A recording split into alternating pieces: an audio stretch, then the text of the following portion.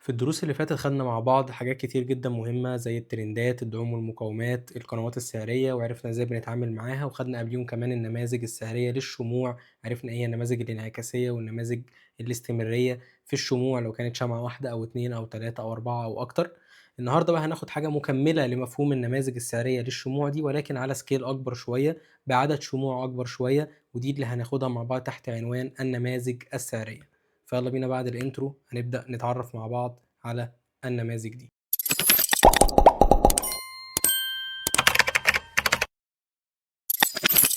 السلام عليكم ورحمة الله وبركاته. إيه الأخبار؟ يا رب كل الناس تكون بخير. أنا دكتور خالد البربري ودي دورة تعليم التحليل الفني.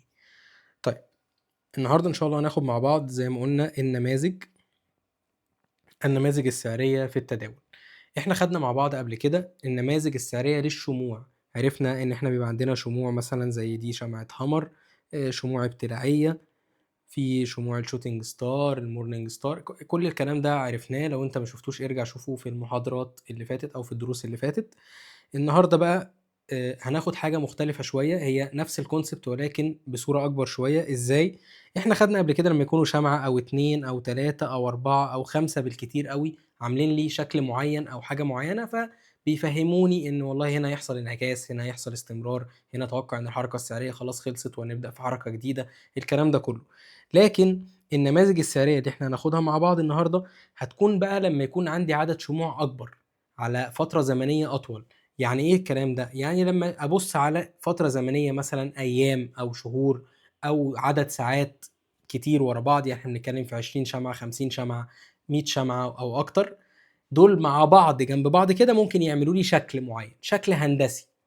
عشان كده النماذج كمان السعرية دي بيسموها ساعات النماذج الهندسية أو الأشكال الهندسية. ليه؟ لأن مجموعة شموع جنب بعض ممكن تعمل لي شكل معين.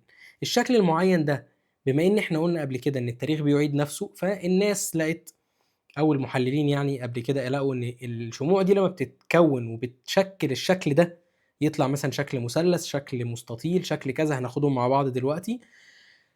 الشكل ده لمّا بيتكرر بيحصل بعده حاجة معيّنة، فخلاص بنفس المبدأ لو اتكرر بعد كده غالبًا بنسبة كبيرة هيحصل نفس الشيء. فأنت محتاج تكون عارف الأشكال دي وعينك واخدة عليهم وتعرف تطلّعهم من الchart، لإن هم هيدّوك صفقات كويسة جدًا وتبدأ تعرف من خلالهم برضه الحركة السعرية اللي هتحصل إيه بالضبط.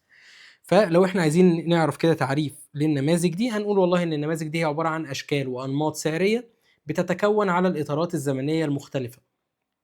يعني لو ممكن الإطار الزمني مثلًا على فريم نُص ساعة، فريم ربع ساعة، ممكن يكوّن نموذج، ممكن على فريم 5 دقايق، ممكن على فريم 4 ساعات، ولكن بنفس المبدأ اللي إحنا خدناه قبل كده، إن كل ما كان الإطار الزمني أكبر، كل ما كان النموذج أو الحاجة اللي إحنا بنشتغل عليها أقوى وتأثيرها إيه، أقوى.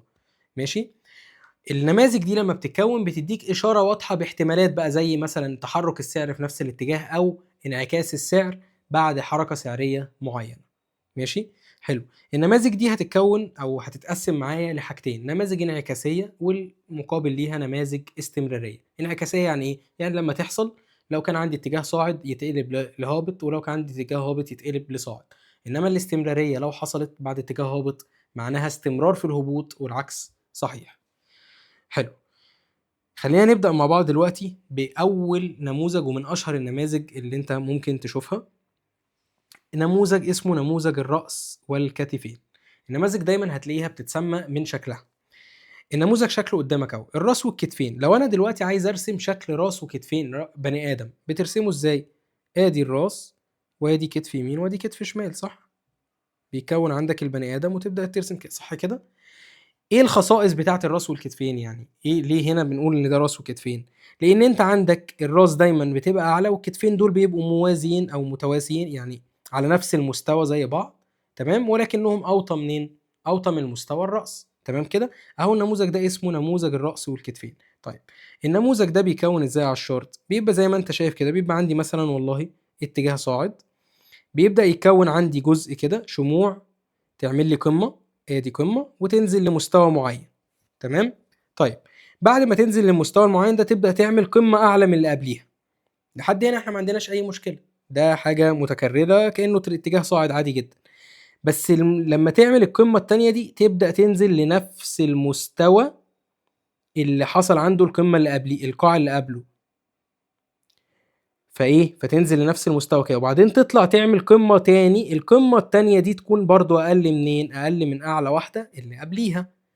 فإذا عندي هنا قمتين أهم، أدي قمة يمين وقمة شمال، وقمة أعلى منهم في النص. فزي ما احنا كنا عاملين كده بيبقى المنظر كده بالظبط.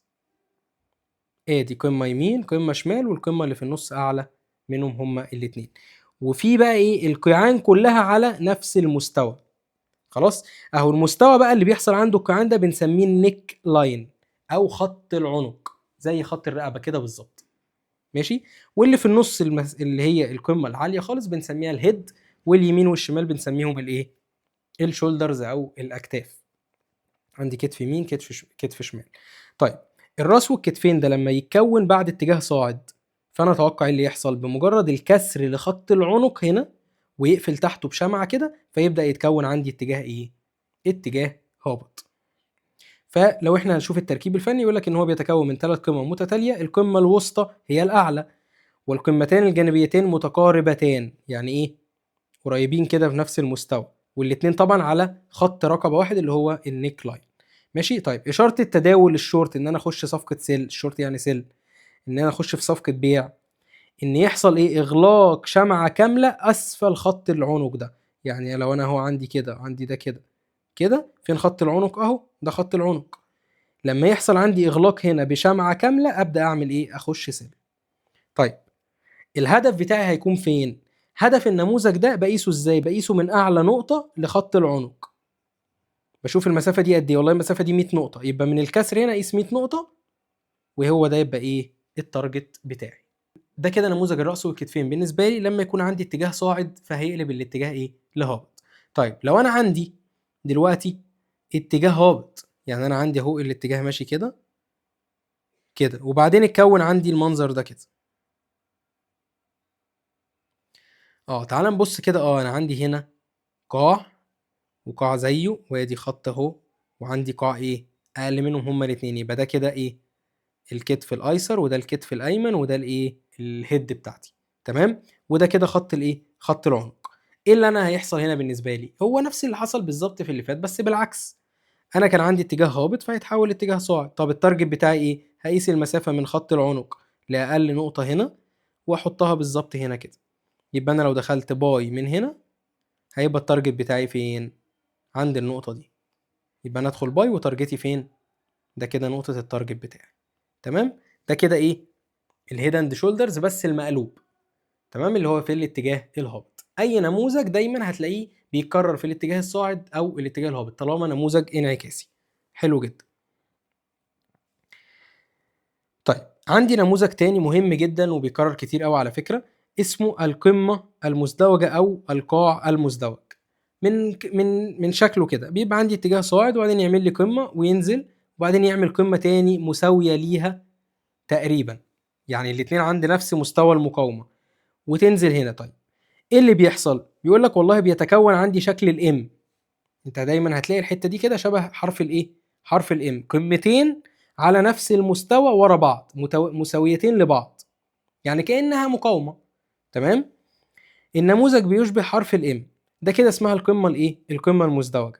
القمه المزدوجه دي بتقول لي ان المشترين بيحاولوا ان هم يشتروا ويخترقوا المكان ده بس بيفشلوا. طب ليه بيفشلوا؟ لان في ضغط بيع قوي، وبالتالي هيبدا يسيطر على ايه؟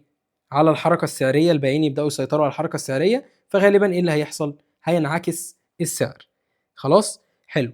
طيب الدبل بوتوم عكسه تماما، اللي هو القاع المزدوج، حرف الدبليو. برضو تلاقي ايه؟ قاعين كده عند نفس المستوى. طيب النقطه دي اللي طلع منها السعر مرتين دي بنسميها ايه؟ بنسميها برضو خط العنق، اللي هي القاع اللي طلع عمل القمه دي. طيب امتى ادخل صفقتي؟ لما يحصل كسر في خط العنق بشمع. ايه اللي يحصل؟ السعر يبدأ مكمل في الهبوط. طب هنا فين خط العنق؟ اهو خط العنق. طب ايه اللي يحصل هنا بعد الكسر؟ السعر هيكمل صعود. ماشي. بنفس المبدأ بالظبط. الاتنين عكس بعض، مفيش فيهم اي مشكلة. ادي المثال اهو، مش شرط الحقيقي. انا عندي صعود، نزل هنا وبعدين طلع تاني، فالاتنين على نفس الايه؟ على نفس المستوى. لما الاتنين يكونوا على نفس المستوى دول بنسميهم ايه؟ دبل توب. تمام. طيب انا اشاره دخولي فين؟ اهو هنا عند خط العنق. ايه اللي حصل؟ قفل بشمعه كامله تحت ايه؟ تحت الخط بتاع العنق، فخلاص ده اسمه بريك اوت. فايه اللي يحصل؟ ايه اللي يحصل؟ ان انا هدخل صفقه السل بتاعتي من هنا. طب التارجت بتاعي فين؟ نفس ما عملنا المره اللي فاتت، نقيس المسافه من هنا لهنا. هو هيكتب لك 130 ودي 150، تمام؟ يبقى انا التارجت بتاعي ايه؟ دول فرق كام؟ فرق 20. يبقى انا التارجت بتاعي هنا ايه؟ فرق 20، يعني 110. لو شلنا 20 من 130 افترضنا يعني 130 دي سعر، يبقى ده التارجت بتاعي.